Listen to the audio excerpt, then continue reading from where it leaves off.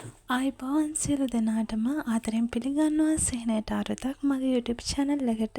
ඔයා තාමත් මගේ channel එක subscribe කරලා නැත්නම් පුංචි ඉල්ලීමක් subscribe කරන්න. වීඩියෝ වලට කැමති නම් like කරන්න. සහ ඔයා දකින්න සිහිනය comment එකක් විදිහට දාන්න අමතක කරන්න එපා. ඔයා කවදා හරි දවසක සිහිනෙන් මාළු දැකලා තියෙනවද? මේක සාමාන්‍ය සිහිනයක් නෙවෙයි. මේකෙන් ඔබේ ජීවිතේ වෙනස් වෙන්න පුළුවන්.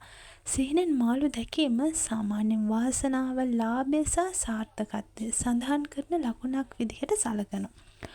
ජලයේ පීනෙන මාළු දැක්කොත් ඔබගේ ජීවිතයට අලුත් අවස්ථාවක්, හොඳ පණිවිඩයක් හෝ මුදල් ලැබීමක් එන්න පුළුවන්.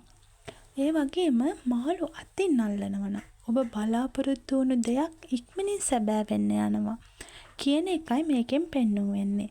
මේක සාර්ථකත්වයේ සංකේතයක් විදිහට අපිට කියන්න පුළුවන්.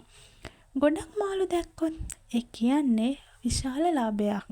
වෘත්තීය දියුණුවක් හෝ ආදායමක් ඔයාට වැඩි වෙනවා කියලා තමයි ගොඩක් මාළු දැකීම තුළින් පෙන්වුම් වෙන්නේ. ඒ වගේම මැරිලා ඉන්න මාළු දැක්කොත් මේක ටිකක් අවධානයෙන් බලන්න ඕන සිහිනයක්.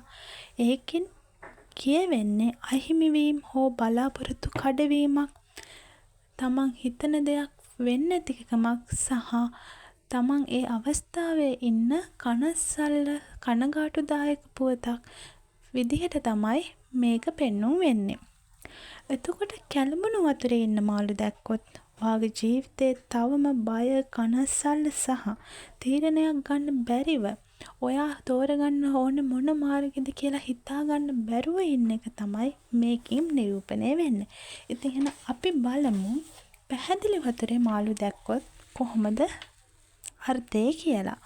එතකොට පැහැදිලි වතුරේදී දකින්න මාළුන්ගෙන් කියවෙන්නේ ඔයාට හොඳ කාලයක්, සැහැල්ලු ජීවිතයක් ආරම්භ වෙන්න යනවා කියලා තමයි සංකේත වෙන්නේ.